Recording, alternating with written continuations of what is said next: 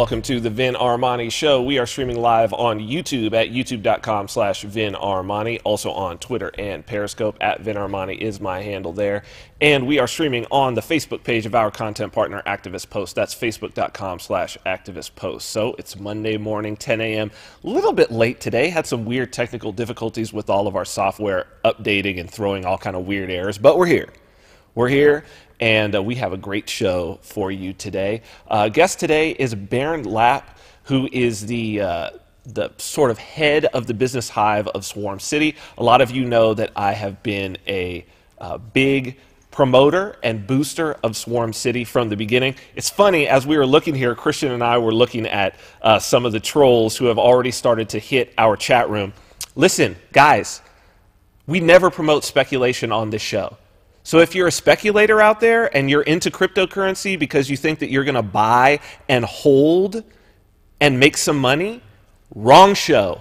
Go over with the rest of the fucking noobs to this whole thing. This show, the reason why we're going to talk about Swarm City and the reason why I've been about it is because with my background as a software developer, from the beginning of seeing these guys talking about what it was that they were going to do, they're working to bring a new paradigm when it comes to liberty to the game, regardless of where their token sits. I hold Swarm City, I hold it as that's the only thing that I hold. The rest of what comes in, I spend. I hold Swarm City because I believe in what these guys are doing, regardless of what the price is. And I believe that the price is going to be exorbitant in the future if they can pull this thing off. And we're going to talk to Bernd about where they're at, what Swarm City is all about, what it is that they're trying to achieve, and how their whole structure is different. Everything that they do is different. They're walking the walk and talking the talk in terms of decentralization from the top to the bottom. So if you think that this is going to be about pumping a coin, wrong show. That's super uninteresting to me. I can't even stand to watch 2 minutes of that shit. What we're going to talk about is we're going to talk about a change in technology, a change in the paradigm, and we're going to talk about some serious crypto savagery. We've got some other topics to talk about. We're basically, this is our 1 year. This is our 52 weeks. And so we are going to go through the state of the state. I think that's an appropriate thing to do. To help me with that today, as always, my good friend, co-host, and producer, Mr. Christian Reyes. Christian, good morning. Good morning, Vin. The trolls are already out, huh? Of course. They're already. It's like this is why I call those guys Bitcoin bros. You know, Yeah. that's my term for them is Bitcoin bros. They're just absolutely the fucking worst. Yeah. Yeah. And I wish, like, in so many ways, I wish that. I guess you got to have the both, right? I wish that Bitcoin wouldn't be sitting at the price point that it's at. I wish that, and I've said for a long time, I think that all of the cryptocurrencies are way overvalued compared to what's actually going on. Right. But look, it brings some people's attention to it. It gets some people to have wallets. You know, I think we need this. Whether we need it or not, it's here, right? The speculators, Yeah, all you got to do is go on my Twitter, follow me on Twitter, and you'll know how I feel about the speculators. Right? I don't fucking care. But when it comes to tokens, and the reason why I've got Bernd on today is he recently wrote an article, put it up on Medium, that was it's sort of the philosophy of a more token-based economy and how that is potentially a future that is, it's a paradigm shift. Yeah, absolutely. So it's imagining that, you know, on your day-to-day basis, or let's put it like this. What I found interesting, and we'll talk with him about this, but let this concept roll around for a minute. Really, your nationality is very much defined, and your culture is very much defined by how you denominate your labor, right? Right. So if I say, in what currency do you take your paycheck? And you say, I take my paycheck in Mexican pesos. I can pretty much guess that you're a Mexican living in Mexico. Gotcha. Or that maybe you're not a Mexican, but you're living in Mexico. Right? If you say, I take it in euros, you live in Europe. I take it in dollars, right? Now that, up until now, has been really, it's been really decided by your geography. You're inside, which tax farm are you inside? Therefore, you take the farmer's token. But it's nothing more than a token. Yeah. Right? Uh-huh. Where he got my mind thinking with this article and why I wanted to have him on is it's the idea that when you take the monopoly away and people can choose their token, so now it's like, oh, I take my pay in SWAT tokens. And now let's say there's 3 stores down the road. Only one of them takes SWAT. There's 10 restaurants I can choose from, but only 3 of them take SWAT. Now what starts to happen is you have this Venn diagram of cultures overlaying each other. Yeah. That opens a whole new world, a whole new paradigm. It's crazy. I mean, it brings in the factor that now you're not restricted to geography. You're open to philosophies and beliefs. And that's right. And that's what starts to define you. And I think that that's really, when we talk about the crypto savage is global from the jump. It's a global culture from the beginning. And regardless of whether it's a Swarm City token, regardless of whatever it is, I think that what they're doing, and look, man, they've got a hard road ahead of them.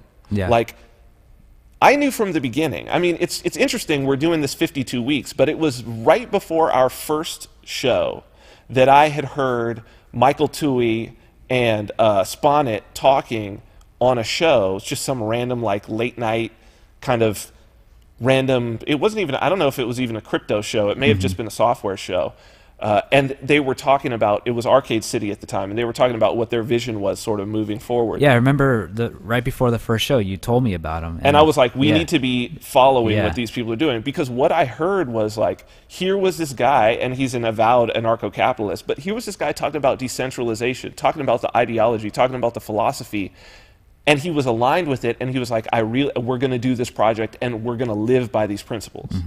Right? And then Matt Carano, who we've had on the show, who then I got a chance to hang out with when I was up in Portsmouth for Free Coast Festival, same sort of situation. One of the board of directors for the Human Action Foundation, like, these people are living it. Yeah. And that's why when people are like, oh, you're going to pump a token, and it's like, shut the fuck up. Exactly. These are people who are walking the walk. These are people who are writing code that is within the principles that we are trying as libertarians to live by. Decentralized, non-hierarchical, and that's even how they run their organization. So we're going to talk about that. Speaking of, and this is what I find interesting, and what one of the biggest problems that I have with the Bitcoin bros, right? To be participating in this conversation, and to have a forceful opinion about how things should be, I would hope that you at least, or to say this is good or this is bad, right? This blockchain is good, this blockchain is bad. This token is good, this token is bad. To be able to make some sort of a qualitative assessment, not just your feels, but to have some actual facts and to know what the facts are, you got to have, I would say, one of two things, but preferably both. Either a knowledge of economics or a knowledge of software. Some experience and expertise to some degree in one or the other, because that's what it is. It's software running a sort of an economic algorithm. Each one is an economic experiment, right? If you don't know anything about software, if you can't write code, and you haven't read any economics, there's no problem with you using cryptocurrency. No problem. No problem with you deciding for yourself, based on what, I don't know. Clearly, the only thing it could be based on is whether the price is going up or going down, if you know nothing about economics or software. So based on what, I don't know. But that's fine for yourself. But can you please be quiet with your opinion? Yeah. Can you please be quiet with your opinion? Because that's like you voicing your opinion on, or anybody voicing their opinion on, let's say, fucking tennis. And they don't even know the rules of tennis. They don't even know a match, a set, what constitutes a point. They don't know any of this, and they're gonna voice their opinion on how good the Williams sisters are or not. Yeah, but it's actually kind of, I think it's kind of a good thing, because they can voice the opinion, but just be prepared. Yeah, well, You know, just be prepared to back it up with some facts, you know, but well, they can't, which that's is the thing, that it's like all you're doing is you're adding noise. Yeah. You're actually contributing to people not being able to figure shit out. Mm-hmm. Now, granted, true, yeah. but granted, it's a free environment. Go ahead and do that, but just know you're taking a forceful opinion based solely on feels, because you don't have the background for facts. Which is why,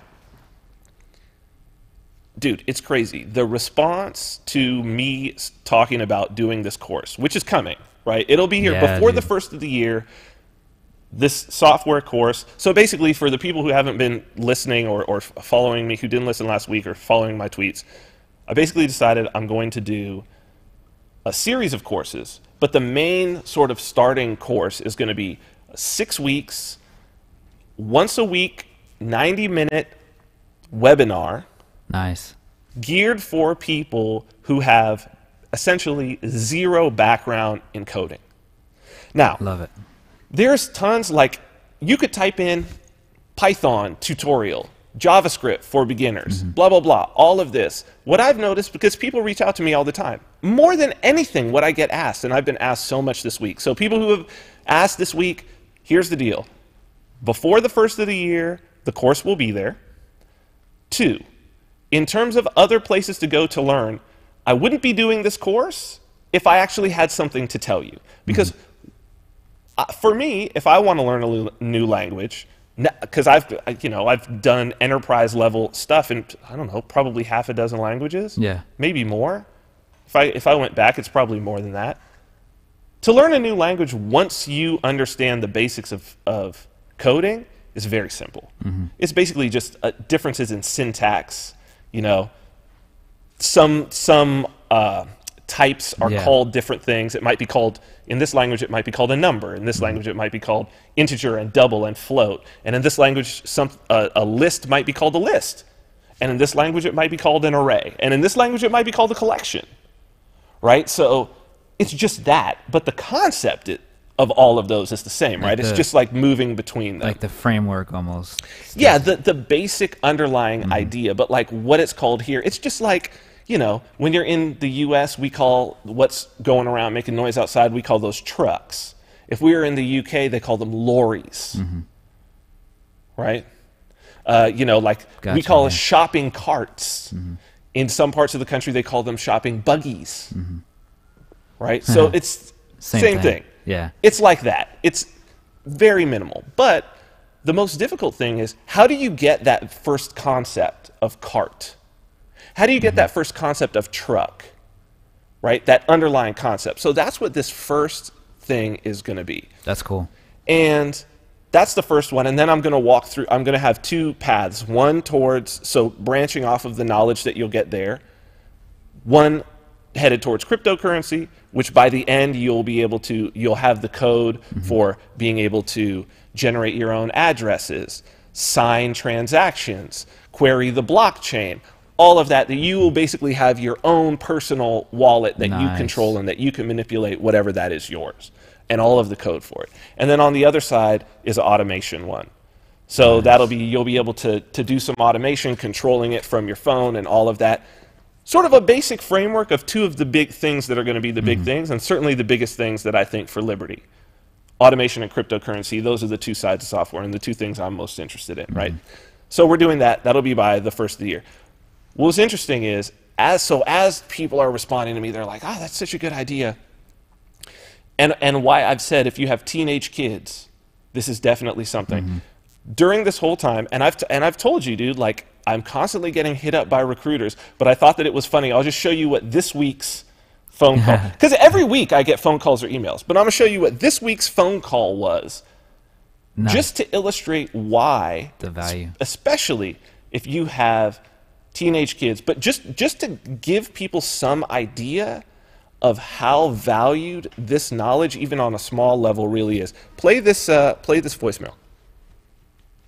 This is Alyssa calling from Job Spring. Hope you're doing well. I wanted to give you a quick call. I know we were actually helping you out back in 2010, so I know it's been a bit, but Yeah, I wanted to see if you're open to new opportunities at all. We actually might have a few PHP roles that you'd be a good fit for. Yeah, whenever you're free, you can give me a call back at 310. Okay. Yeah. So this is this week's call. These usually just go to voicemail and then I delete them, right? But this was this week, so I said I'll save it and I'll share it. So how it works in this industry is, now mind you, I want you to think about what that just was.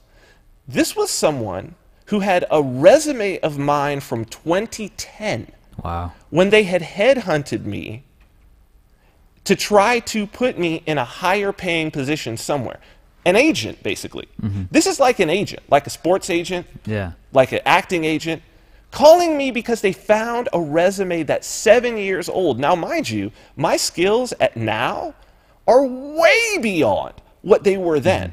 But they're like, we have, and PHP, for crying out loud, like, okay, I can do PHP, and there's a lot of PHP jobs out there, but that's not what I would want to be going and doing. Like, I've already done that. I'd want to do some automation, maybe some Node.js, whatever. What I wanted to show, though, so that people can appreciate what that actually is and why this industry is so different and people outside of the industry don't understand. Now, when you're working a gig, when you're working and your resume's sort of new and they've got it and they've just placed you, they'll place you with a company and that same recruiter will call you every single week trying to place you with another company because they get paid a signing bonus every time you sign. But let's look at what these are. Like, here's the company that called, okay, to throw up this job spring thing, just so that people get an idea. Here's the company, okay, they're a tech recruiter. Job spring. This is where growing companies meet the country's best technology talent. Our recruitment teams are ready and eager to add value to your search today. So she was calling me from LA, as you heard by the 310 area code, said they had PHP jobs. Let's look at what, no, go back. Let's look at what the jobs, this is a slideshow. Let's look at what the jobs actually look like that we're talking about. So go ahead, go to the next one. Just to give you an idea. This is what somebody's calling to say, I want to hook you up with a job. Just as a WordPress PHP developer. And these are all, by the way, with full benefits. 75 to 85K in Glendale. Senior PHP developer, which is me, I'm a senior developer. Starting salary, 115K to 130. Nice. That's in Montrose. In LA, 100. So 100K to 130K, 100K to 130K, 100K to 130K, 90K to 130K, $45 to $65 an hour. That's so you double it. So $50 an hour is 100K. 90 to 130K at a hot startup. $50 to $80 an hour. That's 100 to 160K a year. Keep going. 110 to 140, 40 to $80 an hour, 50, et cetera, et cetera, et cetera. There's one down there in Santa Monica for 115 to 175K. Go next. And these are the JavaScript ones. Same thing, 100 to 130, 100 to 120, 105 to 130. So you can come back to us. So this is the whole thing that it's like, even for me, what's been nice in, because after 2010, that was when I started doing the TV thing. And so from there, it's been TV and other businesses and whatnot, and I've had my software development projects, and that's more what I've been interested in, and certainly has paid the bills. I do fine. I'm financially comfortable, but the idea that, oh yeah, worst case scenario, if the shit hits the fan, my worst case scenario is someone else going and finding me a six-figure job that I enjoy going into every day with full benefits. Yeah, no kidding. I mean, think about almost every, there's exceptions, but almost every other job, you have to go to them, first of all, and then go and get an interview, and go and get qualified, and go to 4 years of school and all that stuff. None of this. I'm self-taught. Yeah. I'm self-taught. And what it takes to be at the level. So there were some junior level jobs on there, but it's like, you know what? If you have barely any skills, you get a 65K a year job, work there for a year, and then you can go and get 100K a year job. And it's like, if you have teenage kids, this is why I say if you have teenage kids, because I wish that, like, I was hacking at that time, but I wasn't really coding, and I wish that I would have taken that up. I tried a few times, but it was like I did not know where to start. Yeah.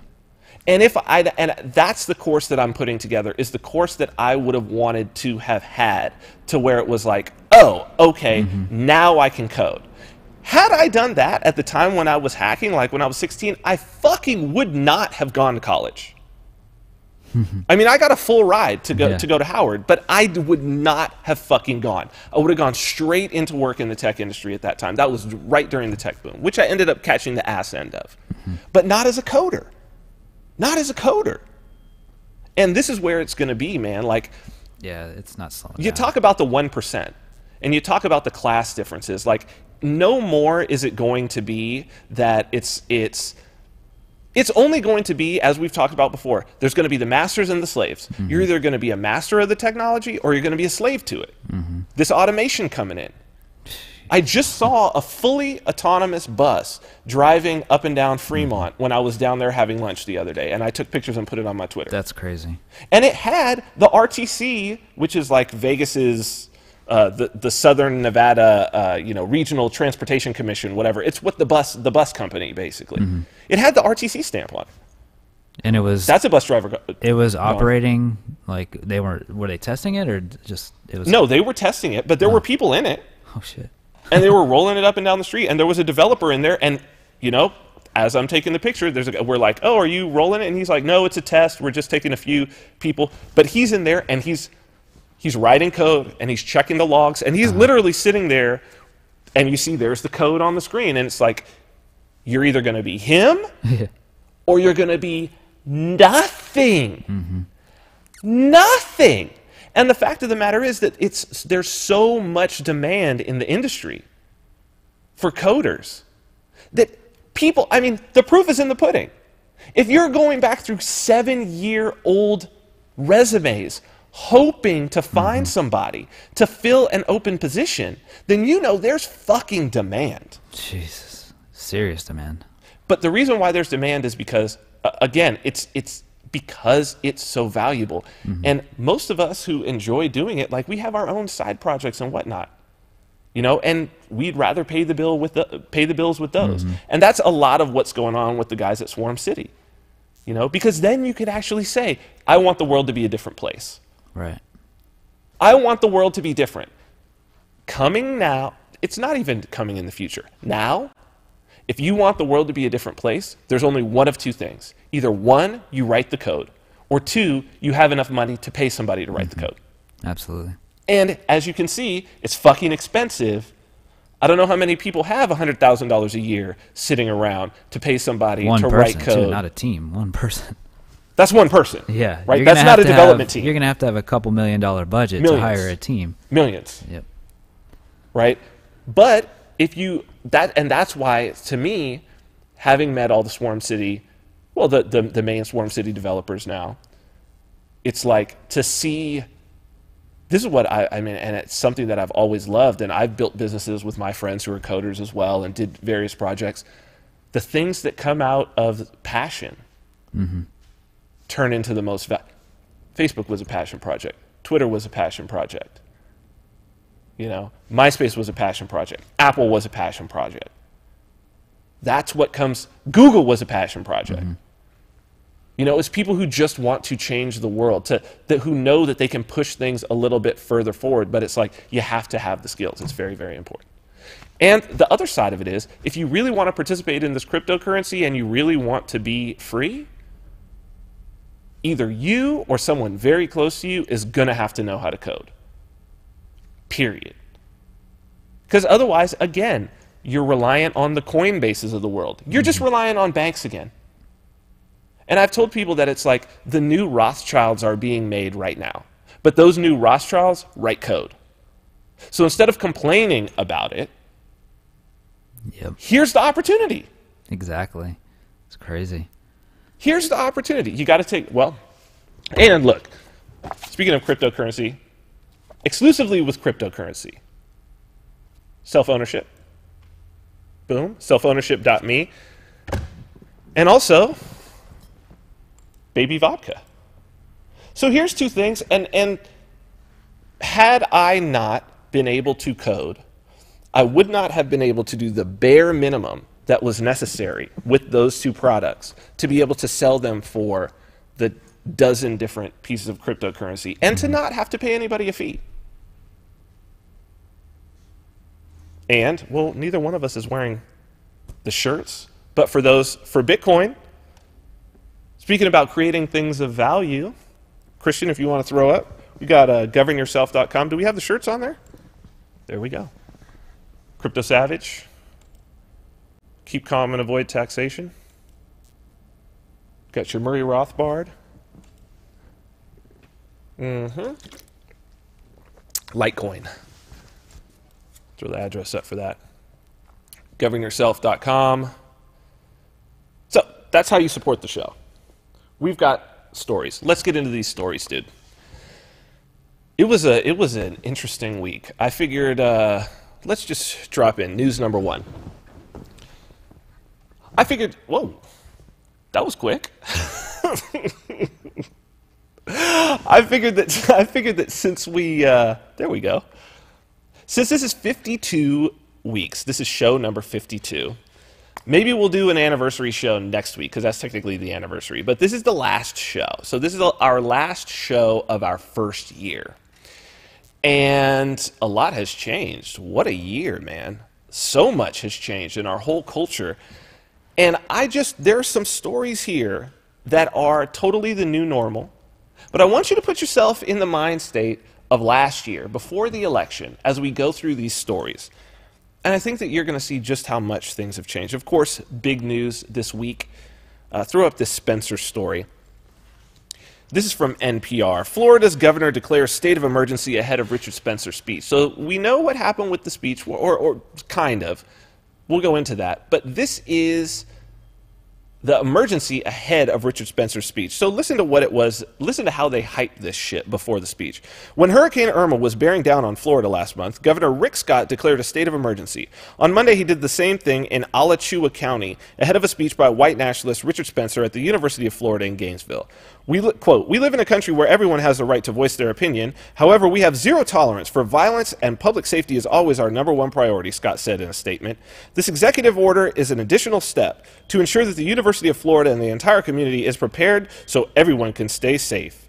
Quote, "I find that the threat of a potential emergency is imminent," Scott declared in his executive order, noting that Alachua County Sheriff Sadie Darnell had requested the state's assistance. The order will make it easier for various agencies to coordinate a security plan for Thursday's speech at the university. The school had denied an earlier request from Spencer to speak in September, citing imminent threats against Gainesville and the university following the violence in Charlottesville, Virginia on August 12th. Spencer was a headliner at the Unite the Right rally there that spurred clashes between white supremacists and protesters, leaving dozens injured. Heather Heyer, 32, was killed when a man drove his car into a group of protesters. But state's flagship university had to let Spencer speak on campus eventually. As a state entity, the administration explains in an extensive Q&A, quote, "UF must allow the free expression of speech. We cannot prohibit groups or individuals from speaking in our public forums, except for limited exceptions, which include safety and security." The university's president, W. Ken Fuchs, urged students and staff to avoid the event. Quote, "Do not provide Mr. Spencer and his followers the spotlight they are seeking," he wrote. "By shunning him and his followers, we will block his attempt for further visibility." Nonetheless, protests are expected. As of noon Eastern Time Tuesday, a Facebook event called No Nazis at UF protests Richard Spencer had drawn some 2,800 people who say they'll attend, with an additional 7,300 who say they're interested. No campus group invited Spencer to speak, and the university is not hosting or sponsoring the event.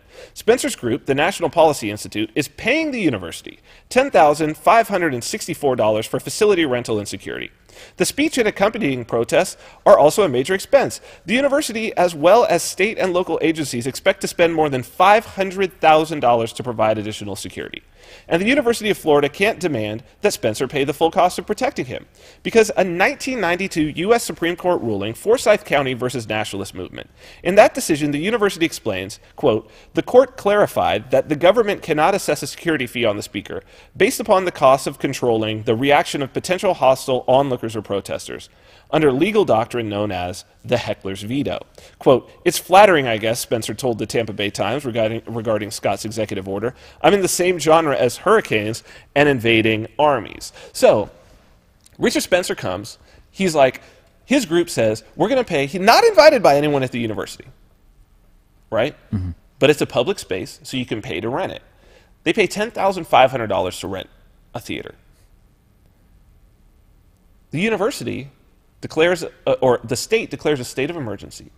They're going to spend $500,000 to secure this event. They say it's going to cost $500,000 to secure this guy who all he's done so far is rent this hall. Let's see what actually, just pull up this crowd story, because this is so key. State of the state, man. This is from Reuters. On Thursday, several hundred protesters shouting, "We don't want your Nazi hate," marched outside a campus performing arts center where Spencer spoke. The protests were mostly peaceful, but there were a few scuffles that left 5 people with minor injuries, the university said in a statement. 2 people were arrested, including a man hired as security for media for illegally carrying a firearm on campus, the Alachua County Sheriff's Office said. Another man, wearing a t-shirt emblazoned with swastikas, emerged from a crowd of protesters with a bloody lip. Inside the venue, Spencer and protesters yelled at one another, and he criticized them for trying to suppress his speech. Quote, "I'm not going home," said Spencer, who heads the National Policy Institute, a nationalist think tank, and promoted the Charlottesville rally. "We are stronger than you, and you all know it."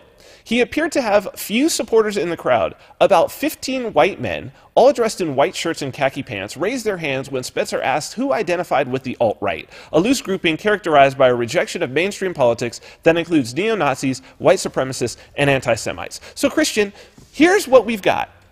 15 people in that audience identified as members of Richard Spencer's sort of milieu, the alt-right.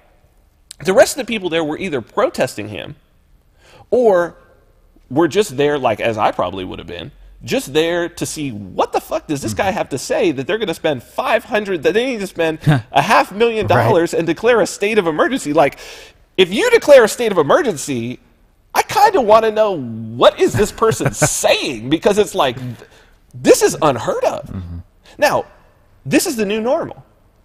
People are like, oh yeah, they declared a state of emergency because this guy is going to speak in a hall that he rented, that he paid to rent, and he's going to speak in this hall. Not even like out publicly, not even like on a bullhorn. Like that, in order to hear him speak, you have to get a ticket, walk through the fucking door, and sit down. Because if you're outside of this location that he has rented, this auditorium or theater, you can't even fucking hear him. And who shows up to actually hear him, who support him? 15 people. Wow. 15. Look, he could only draw a 15-person crowd. The fuck are you protesting? The fuck are you doing a state of emergency? It's 15 people. Ignore them. Let them spend. Exactly. If someone is spending $10,000 and only 15 people show up, that's the last time they do it. If someone spends $10,000 and the state declares a state of emergency, puts their name all over the news, people come out, hundreds of people come out saying their name, hundreds of people show up and spend their whole day thinking, or week thinking about this person. Guess what? They're going to do it again and again and again and again. You don't want it to stop. You don't want it to stop. Names flying all over you don't want social it to stop. Media and stuff. These people don't want it to stop because it gives their life meaning and purpose. We're going to go protest Richard Spencer. Because why? Because why? He can only get 15 people to show up and support him. He doesn't have any political power. 15 people. Wow. Crazy. Jeez. 15 people. There are no Nazis around. There aren't any Nazis. They don't exist. They're out protesting a fucking phantom, a chimera. But I talk about this in the book. This is collectivism. This is how collectivists work. When they say they're a voice for the voiceless, I talk about this in the book. They're a voice for the voiceless because it's boogeymen. both on their side that they're fighting for. I'm fighting for the environment. I'm fighting for the oppressed. I'm fighting for... They're boogeymen. And they're fighting against... I'm fighting against fascists. I'm fighting against Nazis. They're not... They're not... Exactly. They're nothing. They're Crazy. phantoms. They're fucking phantasms. Doesn't exist. Jeez. You declared a state of emergency. Like, this is literally a return to the Dark Ages. This is a return to the Salem witch trials. Yep. You're seeing witches. You're seeing fucking witches, but you're calling them Nazis. And what would... They had their pitchforks and their torches. Now they've got signs and bandanas. But it's the same fucking thing. Same shit. It's witches. There's Nazis. There's Nazis. There's witches. There's witches. And it's perfect for Halloween. Yeah. Perfect for fucking Halloween. And it's not just that. It's all the way to the top. The government's got a witch hunt. Throw up this DHS. This fucking story. This is from Activist Post. DHS chief, tech firms must act quicker to remove extremist propaganda. We've got two stories from Aaron Kessel. He's been doing great. I just want to shout out to him. The acting U.S. Homeland Security Secretary, Elaine Duke, has called on Silicon Valley to remove extremist content, Reuters reported. The United States and Britain are set to push social media firms to deal with the problem at a G7 meeting of interior ministers this week, Duke told reporters in London, where she had been meeting British Home Secretary, Interior Minister Amber Rudd. Quote, "There's been a shift, and for us somewhat, with the Charlottesville incident," she said. "There are a lot of social pressures, and they want to do business, so they really have to balance between keeping their user agreements and giving law enforcement what they need. But that's not all. The Trump administration is trying to go after encryption technology. Quote, we would like to have the ability to get encrypted data with the right legal processes," Duke said. It's an argument that has persisted since the Obama administration. Should the government have backdoor access to encrypted chat apps despite being in violation of civil liberties? And then let's jump straight to this because it ties in, also from Activist Post, also from Aaron Kessel. Former FEC chair wants law to charge readers who spread fake news with libel. This is crazy. A former commissioner of the Federal Election Commission, Ann Revelle, has proposed an insane new law that seeks to punish readers of news, with libel if a story is deemed false. Yes, you read that right.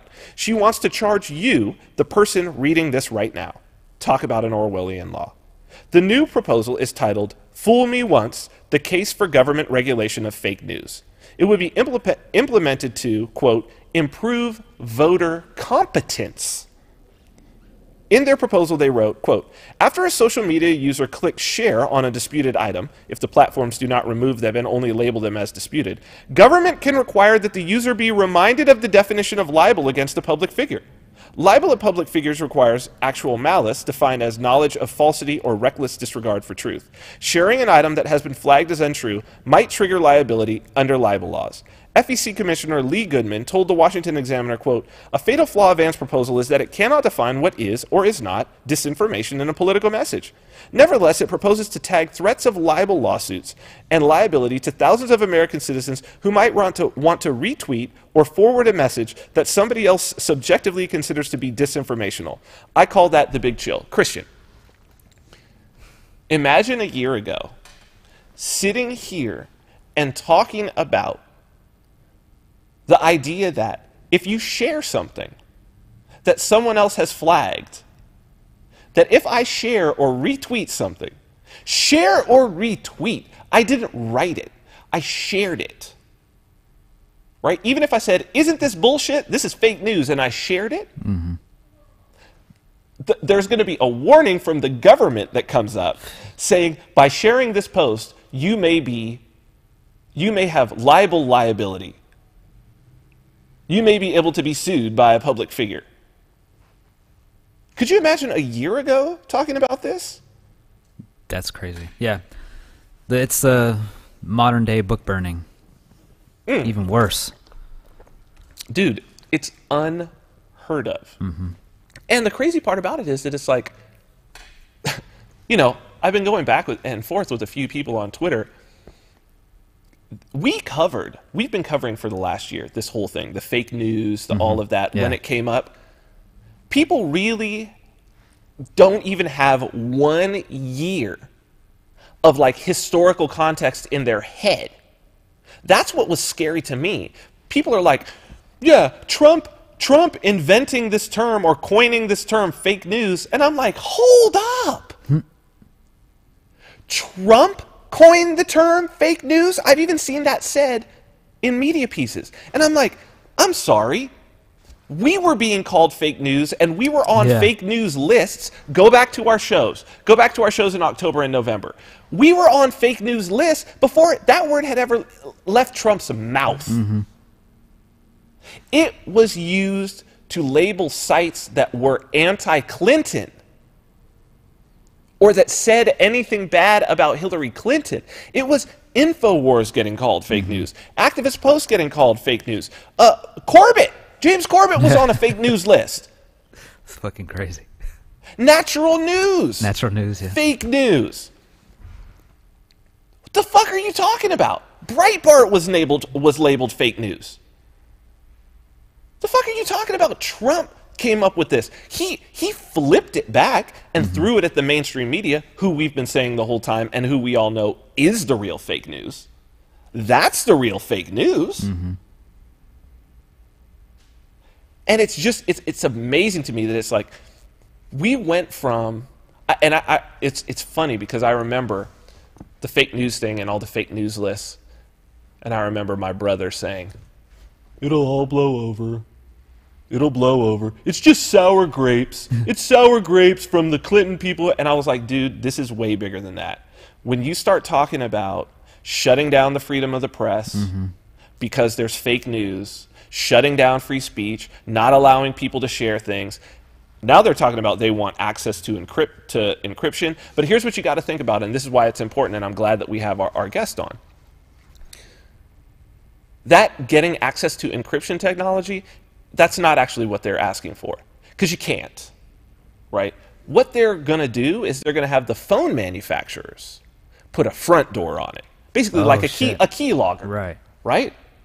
Because before it gets encrypted, you've got to actually key something in, right? You've got to type something in.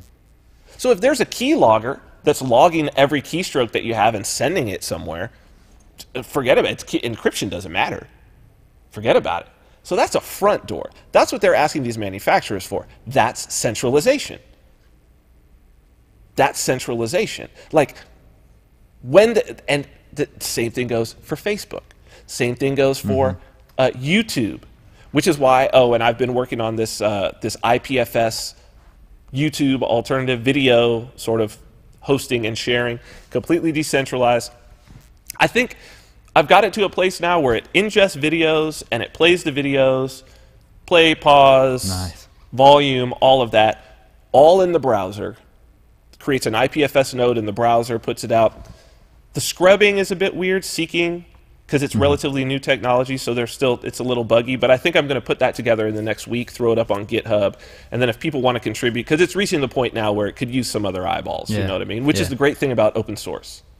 Put it out open source to the community, something that Swarm City does, all of their code is open source, there's contributors, there's hundreds of contributors of code. That's cool.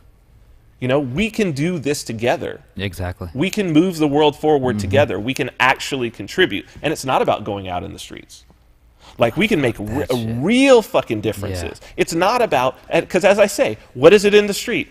I have a problem. You need to fix it. Because those of us who actually have the ability to fix the problem don't have time to be in the street. You're not going to waste your fucking time doing that shit. Well, I'm too busy fixing the problem. You understand what I'm saying? Right. Like, if the faucet's leaking, I don't have time to go into the street to protest leaky faucets. If the faucet's leaking, I'm going to grab a wrench, check it out. Maybe I have to take a trip to Home Depot, get some supplies, and then I'm going to fix the fucking faucet. And then it's not leaking anymore. And at no point in there, like, was I making a sign? Did I make a Facebook group? No leaky faucets. Not in my house. Join me for a protest against leaky faucets. It's like, no, bitch, fix the faucets. Exactly. Learn how to be a plumber. Fix the motherfucking faucets. That's it. That's it. You got a problem? Fix it. That's simple. That's it. Then no more problem. It's not, there is never, ever, ever a problem that the best solution for it right. is either one, violence, unless it is self-defense of imminent violence coming at you, is either one, but even in that case, there was probably something preventative that you could have done beforehand. The best solution is never violence, and it's never going into the streets with signs. Ever. It's the least effective solution. Because all that is just whining. So it's loud whining. What's the reason behind that? Why do people do that? Like, is it attention? Do they want to grab attention, or what? What's the rationality Because behind they're that? impotent. They are impotent. They're too lazy to learn? No, they're impotent, meaning they don't have any power. Or they're and it's for two reasons. Either one, well, no, really, there's only one reason. And that is they have a mindset that is of a victim. Yeah. They have a mindset that is Right. of a victim. Because someone who doesn't have a mindset of a victim sees it like, let's take the leaky faucet. Let's take the leaky faucet. Say, the faucet's leaking. How do you solve this? Well, you can fix the faucet. Well, I don't know how to fix a faucet. Okay. You see, we don't know how to fix a faucet. What are some options? Well, I could go on YouTube Yeah. and see if there's maybe something about how to fix a faucet. That's one option. I could call a plumber. Well, I don't know which plumber's good. Well, I could go on Yelp. Figure that out. Well, this particular plumber that I called can't come today. Maybe I can call another plumber. You see, this is how normal people who are not fucking victims get shit done. People who are victims and who are beholden, who truly believe and who have been told that they have no power, and that's the biggest problem with this social justice, cultural Marxism, because what it tells people is you have no power to change where you are in your life. You have no power. You have no power because you're a person of color. You have no power because you're a woman, because you can't overcome the patriarchy. We've got to destroy the patriarchy and destroy capitalism before you can move out of your parents' basement. And it's like, no. Then how come all these other people are able to move out of their parents' basement? Well, because white privilege. Well, what about the people who aren't white? Well, male privilege. Well, what about the people that aren't white men? What about the black women? Well, because they somehow made themselves acceptable to the patriarchy. And it's like... Victim. You know what's interesting, too? This relates to what we were talking about earlier with Bitcoin bros. It's the same thing. Of course it is. Of course it is. What's funny is that all these dudes, oh, you're a cryptocurrency expert? You're a cryptocurrency expert? You know what makes a great token, and where's your token? Right? Exactly. If this other token that these guys have made is a quote-unquote shitcoin, oh yeah, but see, they can make an unlimited number of them. How many can you make? They can sit down with their laptop and they can make a fucking cryptocurrency.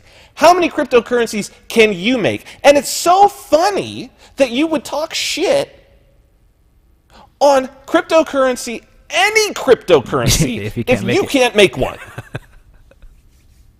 That's like you walking up and I built a car from scratch and I drive up in my car and you're like, that car's shit. And you are on your bike. Right. Oh my God. You're on your bike. You've got a car magazine at home. You've got a Hot Wheels that you bought. You've got a model that you made. You got the little glue out, your little rubber cement. Look, I painted my model. I painted my model. It doesn't do anything. It sits on your shelf and you look at it. And then you're like, oh yeah, that's a shit car. Yeah. Or the people, LeBron is garbage. Like, really? You're going to say anybody in the fucking NBA is garbage? I don't care who you're talking about. Are you in the NBA? Right. Are you in the fucking NBA? Because I know the worst player in the NBA would take you out on the court, break your ankles, shut you out in one-on-one. Who's garbage? Who's garbage, bitch? Yeah. And he makes his living playing basketball. What do you make your living doing? Oh, I forgot. You don't have a job. Fine. You just watch. You watch this guy while you wear another man's work shirt with another man's name on the back. That's okay. And you're going to say somebody else, somebody's garbage who actually, who they make a shirt with his name on the back. That's what this is all about. Interesting. So I guess to boil it down, the real problem is the victim mind state. It's what it's always been, man. It's what it's always been. Now here's the deal. We as human beings, we are both in our very nature. We are one of the few creatures out there that is both predator and prey. In our evolutionary history, right? Most predators have sort of no evolutionary memory, especially apex predators. Lions, fucking wolves, tigers and shit, polar bears. There is no prey animal in them. You feel me? Like, they don't have a fear, because nothing eats them. Nothing eats a fucking Bengal tiger. Nothing eats the Bengal tiger. He can fucking just lay around. Nothing's going to attack the Bengal fucking tiger. Nothing eats a polar bear. He doesn't have any of that in him. But you know what? Shit in our evolutionary history has eaten us. But on the other hand, we can eat the polar bear if we want to. We can kill a polar bear and stuff that motherfucker. Not only can we not we can not just kill him, we can do even worse. We can capture his ass. Take him, put him with another polar bear, make him and all of his descendants live in a cage for generations. And beholden to us for food, that if we go away, they starve to death. And we can put them in basically we can torture them. Like, we're the most cruel and vicious and strong and potent species on this fucking planet. Now, you can walk through life thinking that, living that reality, or you can walk through life as a prey animal. They're both in you. It's just a choice. Because they're both true. They're both fucking true. Yep. You got to choose. Are you a fucking polar bear or are you a guppy? That's it. You got to choose. Are you a feeder fish that gets dropped into the tank just to feed other fucking fish? Or are you a great white shark? Which one? Because we're both. We are absolutely fucking both. And I think that comes to so looking at like the scale of consciousness, you got victim, victor, and then the higher level would be vehicle. And that explains it. You got both. So what is the problem with a victor mind state? Well, at some point you're going to lose. Absolutely. And what happens when you lose? Well, you go back to a victim. That's right. But if you're a vehicle, you say, okay, I lost. And it's part of the experience. To just get better the next time. Right. Yeah, that's what it is. And it's to experience both of those. And it's to be aware of both of those. It's the yin and the yang. Exactly. It's the light and the dark. Darkness, the positive and the negative. The male and the female. Which is the reason why it's like, no, toxic masculinity. No, you blew it. Yep. You blew it. You need both. Look, of course there's toxic masculinity and there's also toxic femininity. Just like you can have too much positive polarity or too much negative. You can have too much acid or too much base, right? Water is that zero, right? It's not acidic, it's not basic, and we're made up of water. We're in the middle. So it's like, don't just say masculinity is toxic. No, because femininity with no masculinity is just as toxic. Exactly. Whether you drink sulfuric acid or you drink bleach, you're gonna fucking die. One is the positive polarity, one is the negative polarity. Either one, at that unbalanced extreme level, will fucking kill you. It's about balance. We need each other. We need that energy. The light needs the dark. It exists like that. Mm-hmm. And yes, the predator and the prey, because also to recognize and to have, that's what gives us compassion. Yeah. Right? Because we see, that's why we see these, you know, save the baby seals and all of this, because we see. We have compassion because we see in ourselves that, oh, I'm a prey animal too. It's not just about just going and devouring everything like a fucking great white shark. It's about also having compassion in doing it. And that's how you balance your predator instinct, right? It's to say, so that's the balance. It's to say, I am this powerful, potent. I'm that fucking great white shark. But you know what? I'm that great white shark who doesn't always have to be eating everything. I'm that polar bear who can use my strength to help others, as opposed to using my strength to just create a bloody mess on the ice. That's what a human being is. It's that balance. That's what makes us different. That's what makes us special. So, time.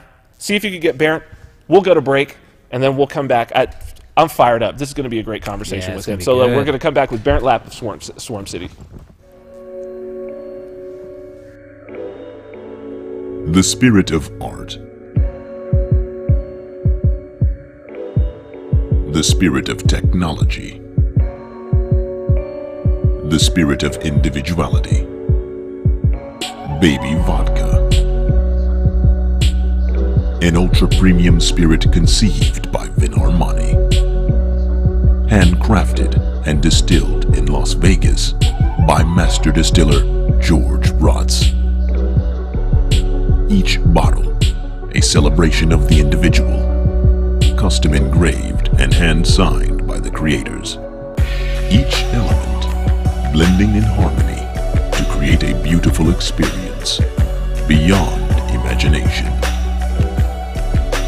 Baby Vodka, the spirit of Vegas. Created by Vin Armani. Tailored by Christian Reyes. Available for purchase exclusively with cryptocurrency at babyvodka.com.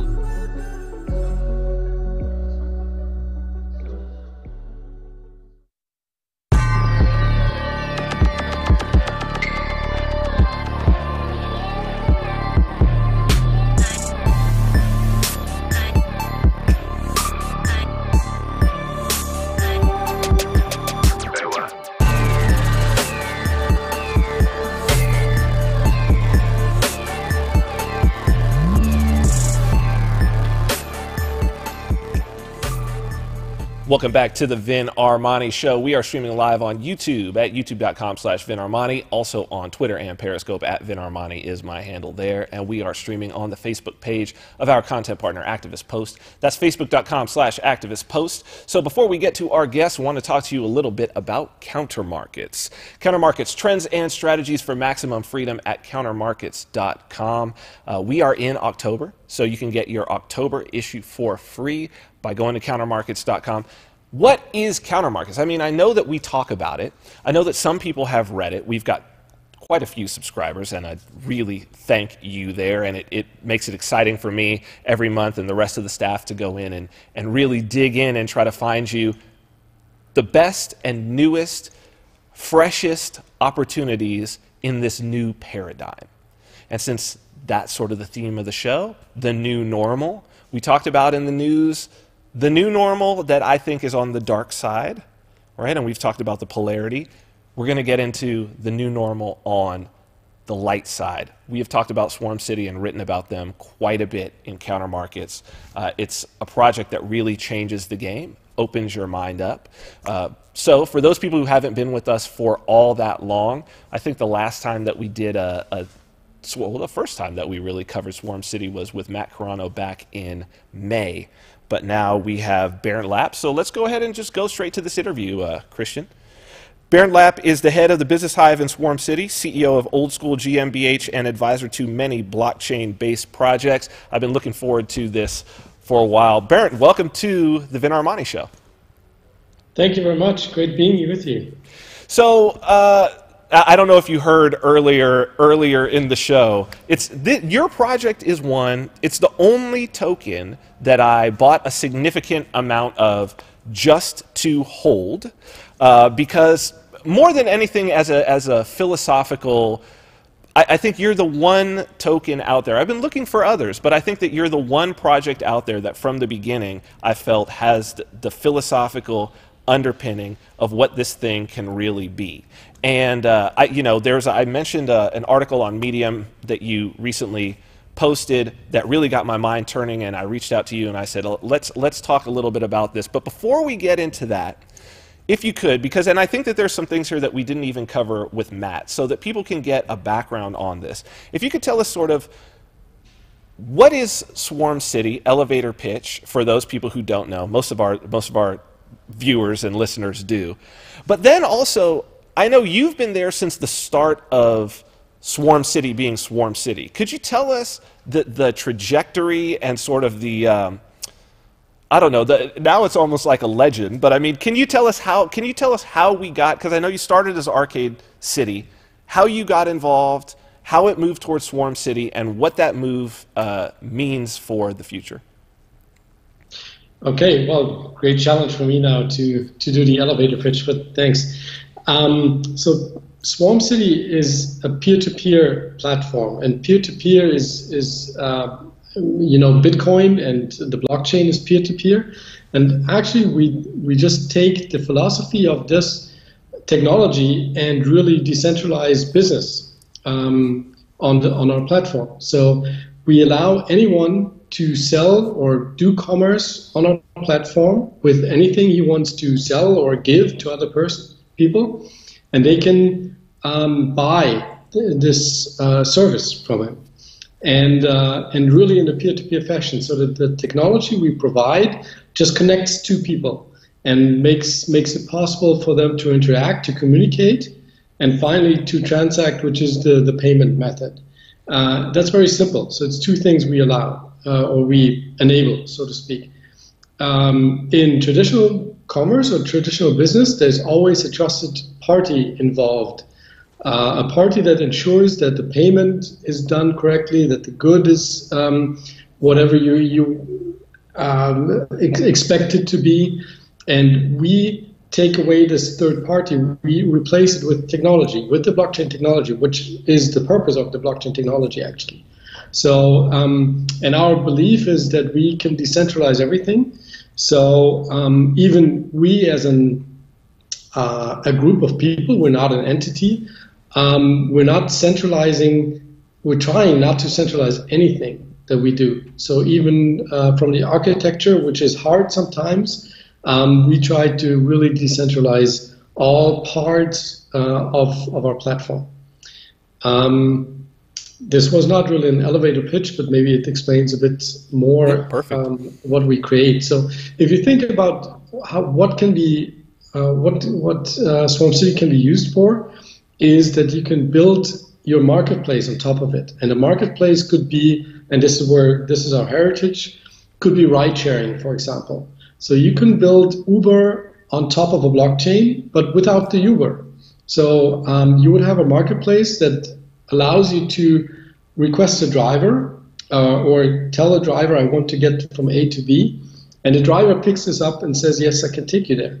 And you negotiate on a price, and off you go. And once the ride is successful and both parties think it was the way they expected it, the driver was there to pick me up, and I was at the spot as well to get picked up.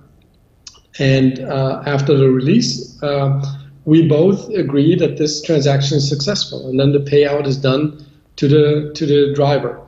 And so this is really a very simple marketplace, so to speak, as we know it from businesses today.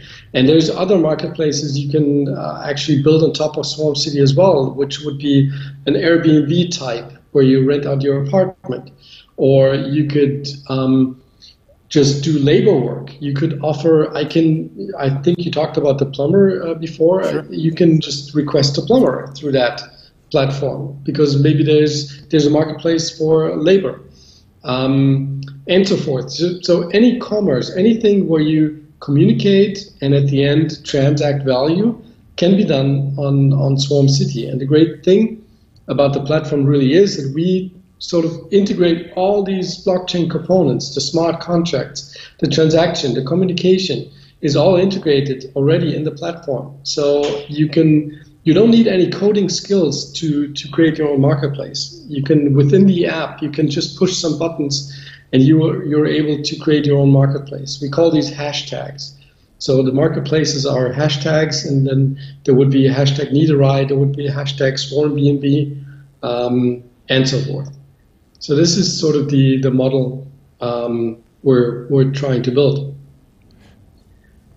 And so just so that people know then, and then within, so you're not Uber, but you're the guts of Uber. You're the technology underneath. People can decide this other layer of users, sort of third parties. Let's say I'm like, oh, I think there should be weed delivery in Vegas, and I want to hook up people who want to be delivery drivers for legal weed and people who want to buy weed. And I say, hashtag legal weed Vegas. And then people can go on to that hashtag, buyers and sellers, service providers and requesters. And they pay each other. The transactions are in the Swarm City token. So then there's the use for the token. Now, that wasn't... So Arcade City, clearly, a lot of people knew about them, and I was aware of them in terms of the ride sharing after Uber left Austin. I've written about it in our Counter Markets newsletter. I've written about that story. And it was exactly a year ago when I saw Michael on a podcast. It was Arcade City at the time, talking about the integration of this token, bringing sort of this idea of tokenization, bringing the full idea of this decentralization in. Can you talk to us a little bit about the point at which you became involved and how this idea sort of gestated and then came about, and then how Swarm City moved, how Arcade City and Swarm City made their sort of brand fork? Sure. So I joined just short before the token sale, actually, which was in November, 1st of November, the token sale started for the ARC token, for the Arcade City token. And I joined at the end of October, probably around these days now, even later, I think. And I joined because I was sort of advising other projects and sort of created some reputation on being good at this, or at least that's why people ask me, I think. And the idea was that I was taking the private key of Christopher David, the founder, so that he would actually not have access to the funds that would be raised in the token sale, which was back then, he had some reputation issues, so it was my reputation going in for his reputation. And that's when I joined the project, and I really was impressed by the development team, and I liked the idea overall. I thought it was too much focus on ride sharing because I saw a lot of potential overall in this concept, but I think ride sharing is a very tangible topic to go into the token sale. So that was when I joined, and the token sale went on for the month of November. And at some point, Christopher David left the project and wanted to focus more on his company. And that's when the team sort of was looking for someone to replace maybe his position, which was more business related. And so we found each other, kind of, that I joined the team and spent much more time, actually full time on this project, because it was really impressive what the four developers back then wanted to create and what their capabilities are. And I was also impressed by the community itself, which was the driving force behind this overall, because actually this product has evolved from the community, and the developers came later at a stage where this community was already huge, and they've used Facebook to conduct rides, which is a centralized service again, so it's not really helping them to come from an Uber-based service to a Facebook-based service. So they were looking for this technology, and then that's where the Antwerp team, the developers from Antwerp, came into place. And when I took over, I looked at this project from a legal standpoint and from a business side, and I saw some issues that we needed to correct somehow. And the best way from our point of view is, and was back then, to really rebrand the product. The option was also to sort of stop or go back the road that we give back all the tokens that we've raised, give back the money we raised in the token sale, and then create our own brand and everything. But actually, we would never create, or we did not want to create anything different than we expressed in the token sale. So we still complied with the white paper that was designed and written by the devs mostly. And so we decided that we would continue this path and just rebrand. We call it the brand fork, since we're in the blockchain technology, and forks are getting more and more popular right now. So we call it the brand fork, and we brand forked from Arcade City to Swarm City. And we also created a new token to ensure that every token holder has to actively go with us to this new project. So you can always, and this is an infinite contract that we will keep alive as long as there's any ARC tokens out there. You can always swap your Arcade City tokens to Swarm City tokens, and this is a 1-for-1 exchange. So any token holders that still have ARC tokens can still join the Swarm City project, or keep the Arcade token, whatever might happen with that token. And right now there's like 85% of the token holders have swapped their token, which is a great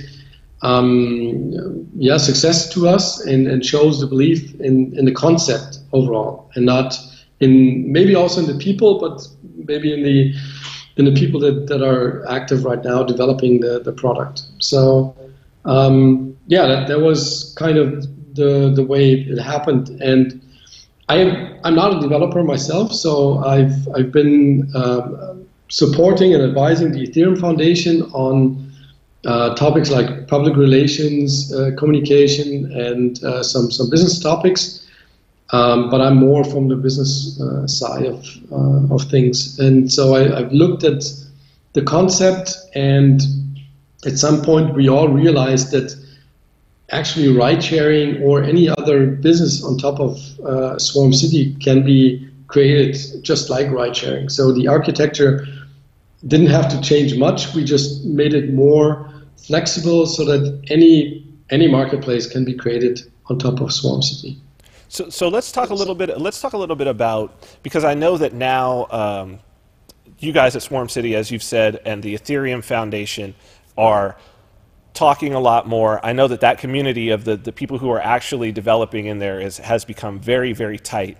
I think that for a lot of the people who are just now getting into cryptocurrency, particularly those who are like what I call Bitcoin bros, like the speculators who are in it and want to talk about why the price of Bitcoin is going to go up and Bitcoin Cash is trash and this and blah blah blah. I think that something gets missed in what I would call sort of like the true school projects, particularly within Ethereum, and the ideas of the type of world that is trying to be created. Can you give us just, yes, of course, I know people will talk about the price of Ether and all of that. I don't even want to get into that. What I want to get into is, as you have been dealing with the Ethereum Foundation and the message moving forward, could you give, because obviously I don't have Vitalik here, and that might be a much longer conversation, but right, from a standpoint of somebody who's working on the Ethereum blockchain, can you talk to us a little bit about how Ethereum and technologies like it, and particularly things like smart contracts, what attracts you in terms of its ability to change the world, and how we can, because there's more for us to talk about these tokens, but about maybe to start people thinking about what the possibilities are here that is new in terms of economics, finance, liberty, all of those things. So the way we at Swarm City at least create things is that we really think you can decentralize everything. I've mentioned this before. So, and we talked about Uber, and if you look at Uber or any centralized company, they have many departments, let's say. They have like the marketing department, they have the technology department, they have communications and so forth. They have a lot of departments that are all integrated in one huge company. And so if you have the technology, so let's say that the people that create the app, they have great knowledge, and I respect Uber a lot for what they accomplished with their app. Now that is something that you should decentralize. You should really keep this part and give one entity just this solution and create this, and use smart contracts, for example, to enhance processes, because business processes can be very lengthy or hard to process overall.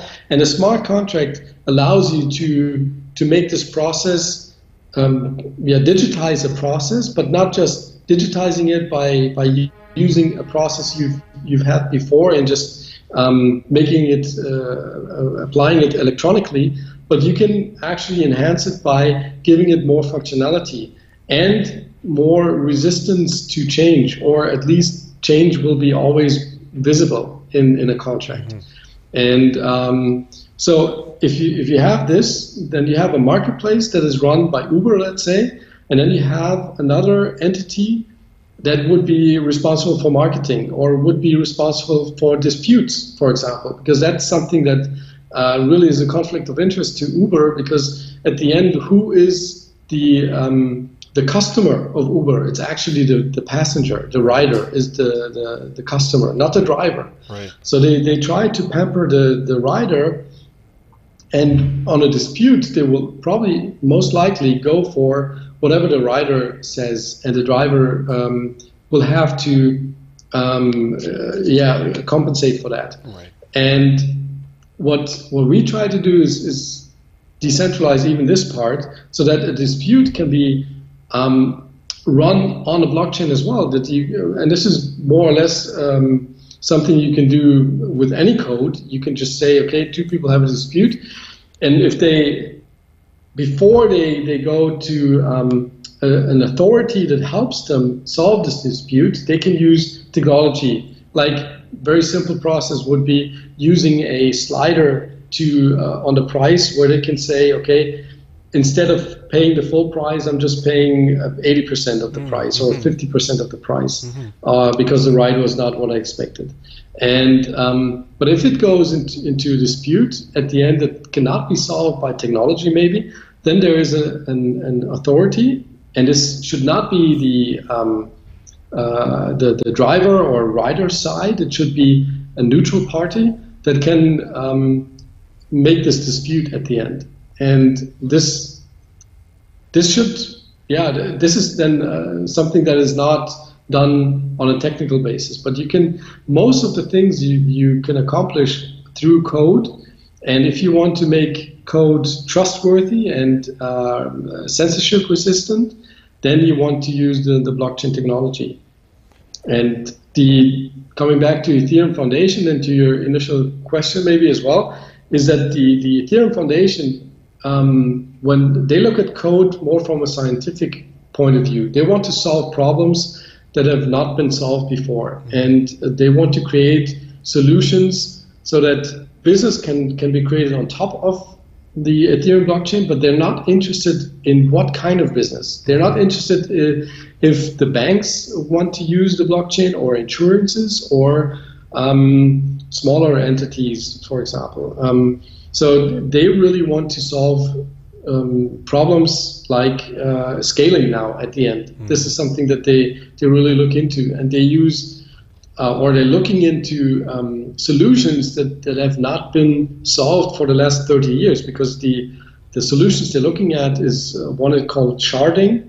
That is something that it's not new. It's not something that they've just invented now. This is a topic that has been looked at for many years, and but they're very, very close to solving this. And this is amazing about it. And this is why Vitalik and the people working on the Ethereum blockchain are really, they're really bright people, smart people that, but they're not in it for any financial reasons. They're in it because they see the challenge, and they're in it because they can do it actually. And this is interesting. I just want to mention that.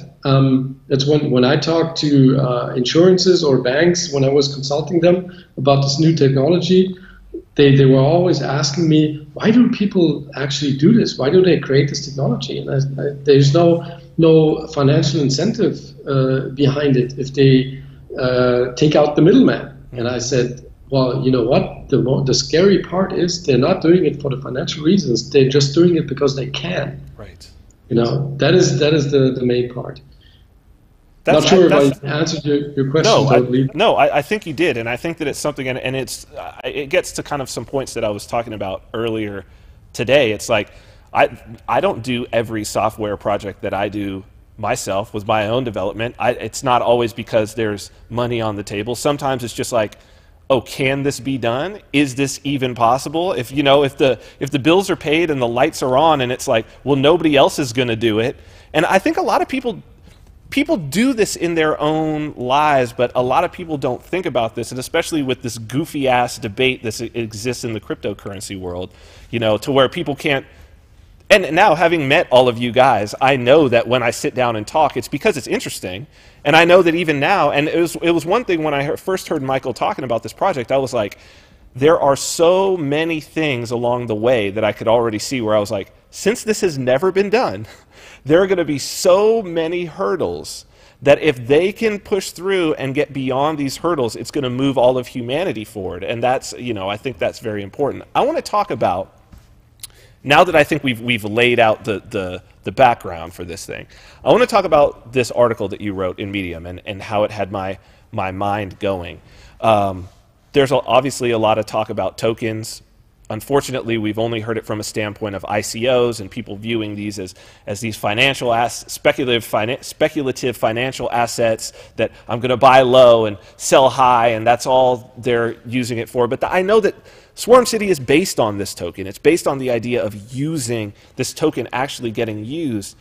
And I want to dig into an idea that, and I don't know if you directly drew it into it or if I implied it, but this idea that who you are as a person and who you are in the marketplace is so much determined by sort of how you denominate your labor or your goods, how you price your labor and what currency you put your labor in, right? Like, can you talk a little bit about the concept of tokens and the paradigm of how a new token-based economy, how you view it as potentially changing the whole paradigm of how we're living now? Sure. So first of all, I looked at the token before I woke up on this Sunday, as I wrote, before I really realized what the value of the token is. I looked at the token more from the open source perspective, because to me it's sort of ensuring that when you create an open source product, which can be replicated or forked and then created differently, if you have your token integrated into that, then you keep your community within your product. So the community is bound to your product through the token, which is from an open source perspective a value, itself. Because if anyone can clone your project and just create their own token with it, that is one thing. But if they want to have the same community, then they probably need your token because the community is already bound to that token. Good point. So that was the first stage that I realized when I discussed with people, why do you need a token? Why don't you just take Bitcoin or Ether, when I realized, yeah, a token has a value to a project, because I'm a bit skeptical about a lot of these ICOs. And now I'm involved in a project myself that has a token, so I had to wrap my head around it. And it took me quite a while to realize what other values this token has, or why the token is needed in a product. And the main reason is, or the main question I was asked then was, how about the volatility of the token, and how do you determine how much you can ask for something? And I was really caught in this old world thinking that yes, you have to actually show people what the US dollar value is, for example, and we've integrated that because it was my belief as well that you have to have a reference to it. But actually, it's if you think about it, that's not how economy works where we live in, because if you live in a country, then this country has a currency. And in Europe, for example, before the euro, you had like 25 different currencies. Right. You had, every country had its own currency. You had the Austrian shilling, you had the German mark, and so forth. And it was clear to people that they would, if they go into another country for holidays, then they still had their own currency, or you still have, this is today as well, you still have your own currency and the value of the currency in your mind, because that's how you can value goods. A bottle of milk, you know what a bottle of milk costs in your economy, because people give it a value in with your currency. So if you go to another country, then you say, oh, this is very expensive, or hey, this is cheap, to me, because I have a different value of the currency. And if you transfer this to this new token world, it's quite interesting, because now the borders are gone. So it's not about me living in Switzerland or in Germany or in the US to look at a Swarm City token, for example, the value of the Swarm City token. It must be something else. And then I thought about, where does the value of my currency come from? And actually, it's the labor I do. So if I work, I receive a salary, and this salary is based on the type of work I do, maybe, or the skills I have, whatever. So even my job defines me as the value that I can spend. So the rent I can spend on my apartment is probably like maximum 30% of my salary, because otherwise I would overspend the money that I receive. So if I receive more money for the labor I do, I can spend it on more things, or on more expensive things. So at the end, this concept is the same that will work in these tokens, but in tokens that allow you to earn money on this currency. So that is the difference I describe in this blog post I wrote, is that I'm just referring this value creation to tokens that you can actually earn your money with. So if you think about it, even Bitcoin miners, they earn Bitcoins, and they're the first ones that can give Bitcoin a value. Right. Now they still have to pay electricity and their mining rigs and everything in the local currency. So it's hard for them to give it the actual value. But if you look into the future, in the next 5 or 10 years, you might be able to buy electricity with Bitcoins. And now there will be a shift, even with the Bitcoin miners, that they will see the value of what they've created and what they have to spend for it. So it's a direct correlation between the value you give and the value you get. So the electricity then has to match whatever I give you, according to the economy of Bitcoin at the end, or in our case, the Swarm City token. So what we have, I mean, I think one of the most interesting things about this, and it's something that we've talked about quite a bit, and I have this concept of the crypto savage, which is all of these concepts that we're talking, and it's interesting that you said old world thinking, right? That it's like we're living in between two worlds, and those of us who are, what I call crypto savages, like we're already outside of this other culture, right? Like we're living inside this culture, but our minds are already outside of it, and we already think of it as old world, even though it is the world that we're actually living in and participating in every day. I wanted to get a sense from you. This project is international. It started international, right? You've got developers all over the place. You've got supporters all over the place. You've got members of Hives doing various different things who are all over the world. And this token is instantly international as well. I want to get your thoughts, especially as you've been talking with the Ethereum people and spending time with the Ethereum Foundation. I want to get your thoughts on what this means to you, or what you're seeing.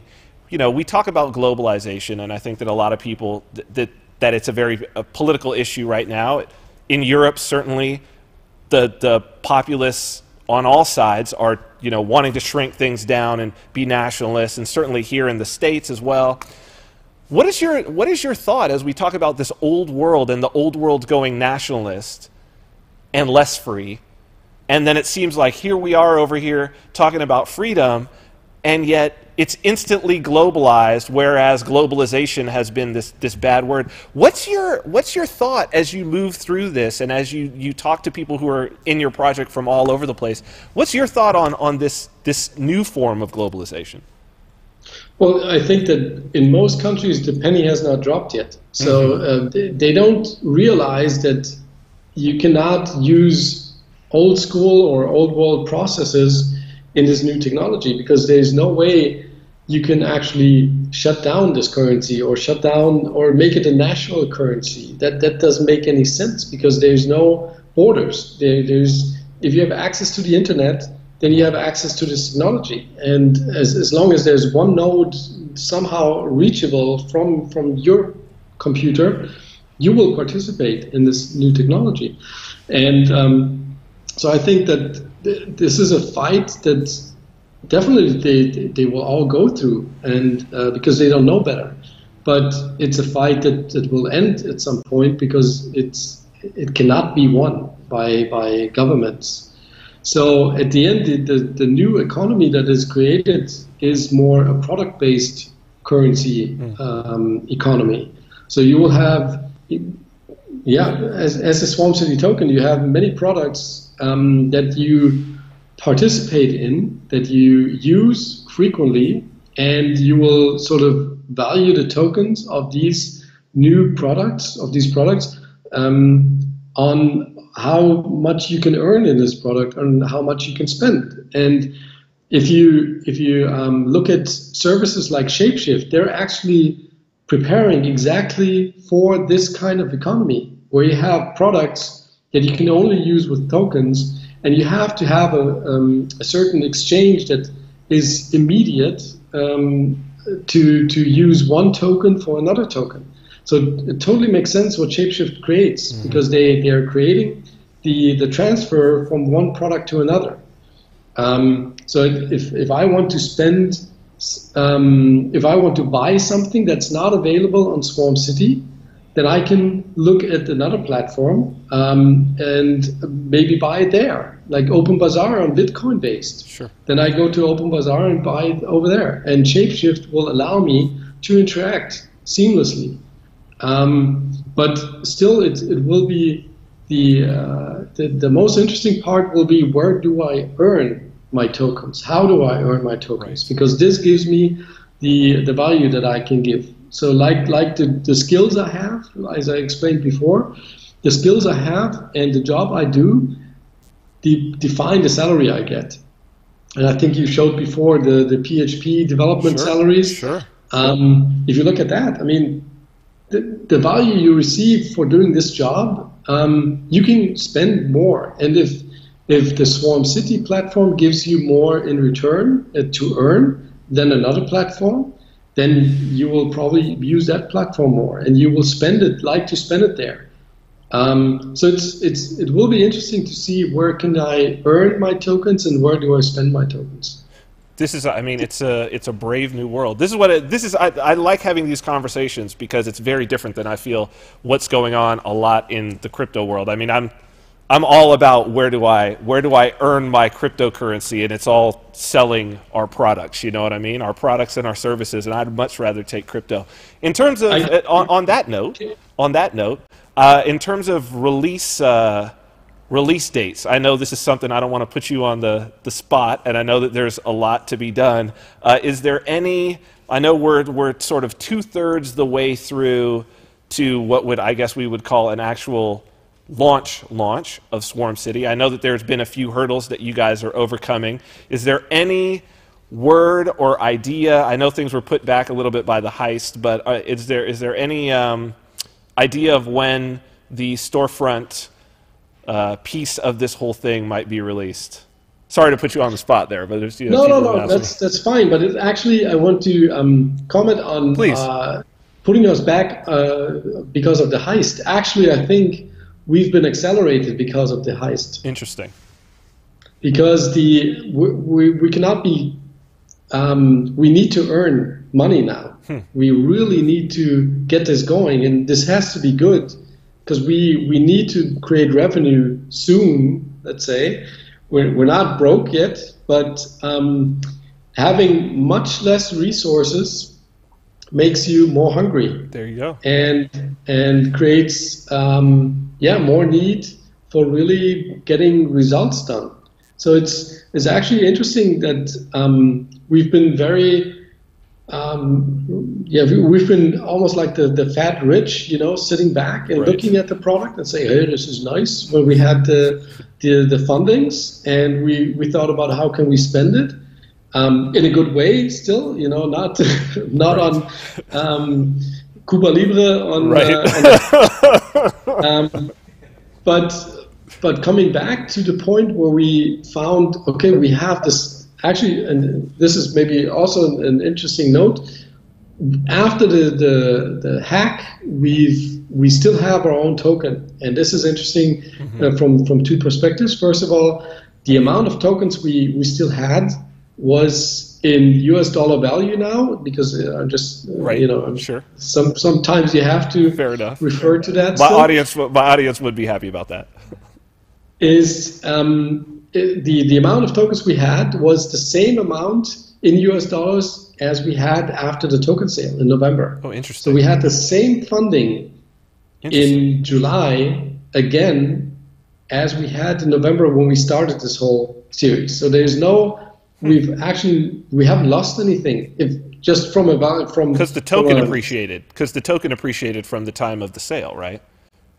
No, actually, the Ether appreciated, not our token, because our token I see. was always based on Ether. Got it.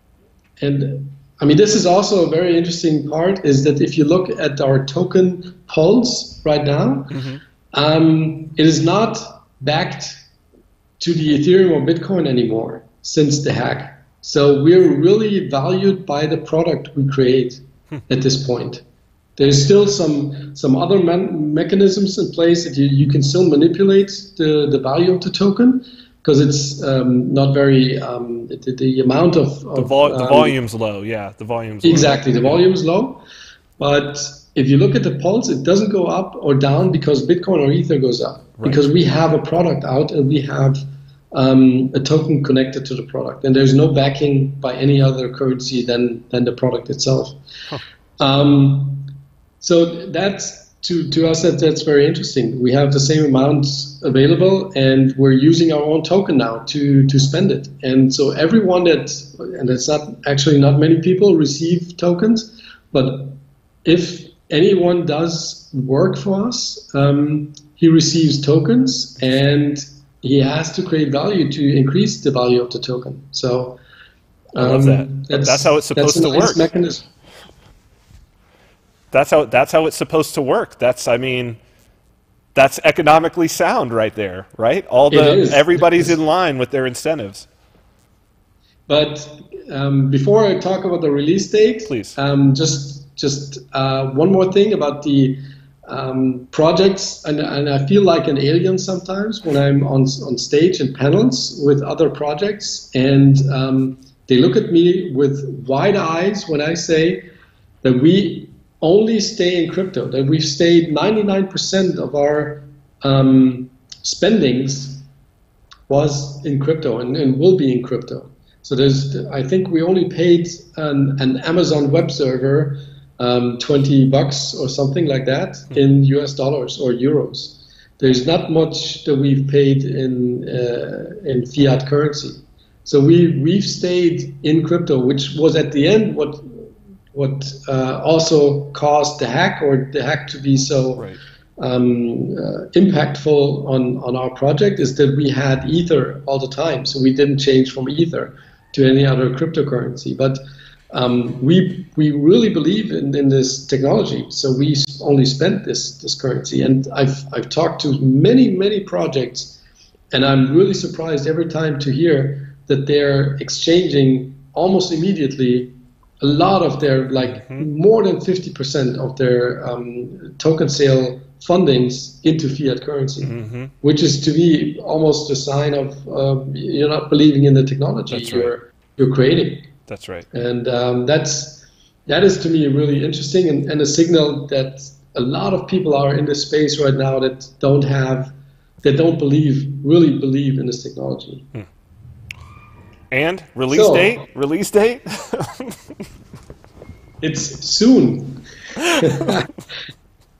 No, it's I cannot say anything because then I really will get hit over the head from Kiki. She's running the product management, so to speak, and she's really in charge of it. And it is so good that she's running it because she really focuses on quality.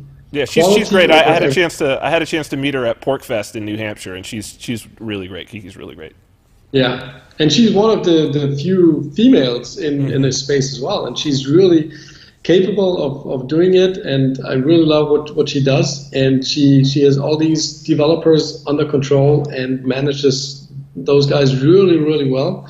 So the point is we cannot afford to get a product out that has flaws or has major bugs in it. So we really need to be careful on what we do, especially since we don't have much funding. We don't have many second chances now. So it has to be a very good quality product, and it will be. Once it's released, it will be a great product. We already have great support by the community, for example, in translating the new version. So it will be available in many languages. Oh, that's already awesome. Great. That's a good start. That's a very good start. Well, so people who haven't been seeing, of course, they should go to swarm.city and get themselves signed up, get themselves a wallet, and start experimenting. Is there any other upcoming news or anything you'd like to leave us with, or thoughts that you'd like to leave the audience with before we say goodbye? I'm really happy that we will be presenting at DEF CON, the developer conference in Cancun. We were pitching for it, and it took quite a while to get a spot, but now it's not in the agenda yet, but we will be in the agenda with Michael and Stefan. So King Flurkle and Sponet is the handles. They will present. And I think the most interesting part that people don't realize, or you mentioned it before, is that we really cross bridges that no one, or have to build the bridges to cross areas that no one has been before. So we will present solutions to problems that a lot of projects have faced or will face and have not been solved yet. So just one topic is the gas station that Sponet and King Flurkle are creating, which is really unique and which is something that every token project on the Ethereum blockchain will need, because it solves a chicken and egg problem that you need ether or gas to transact in the Ethereum blockchain. So if you have a project that has its own token, today you still need Ether in your platform as well. So we're creating a solution that will allow you to have a transaction with your own token without having gas, which is almost not solvable because it's really like a chicken and egg. How can you transact? Even creating from your token, exchanging it to Ether would not be possible because even that is a transaction. Right. So it will be great to see you, and I know what they're presenting, so I know the solution already, and it's really unique. And I'm really looking forward to seeing the Ethereum community look at that and have probably stay there with open eyes and mouths and see what they present. So I'm really happy that we're going to be there. It's awesome. So creating these solutions, and again, I mean, this is now maybe people can see even more why I'm and have been so intrigued and such a supporter of this project. You guys are doing great things. Bernd Lapp of Swarm City, thank you so much for being on, and we'll definitely have you back on again, and other members of the team as well as this thing shakes out, because I know that it's going to be some very interesting times ahead. So Bernd, thank you so much for being on the show. Thank you very much. It was great. All right, we'll talk to you again soon. So Christian. Pleasure.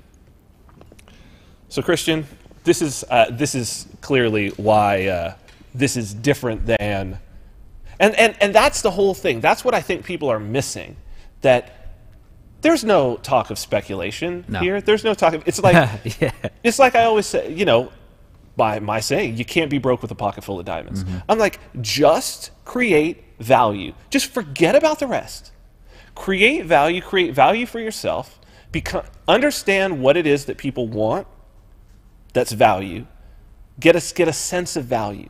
Get a sense of beauty, right? You keep hearing this word value. Yeah. You know, it's funny. A guy reached out to me from Bulgaria, right? So I only have been shipping the books to people in the U.S. and Canada, right? Just because I've been including the price of shipping, the cost of shipping in, but a lot of people internationally have reached out. Of course, you can get the digital copy of self-ownership. You could do that, selfownership.me.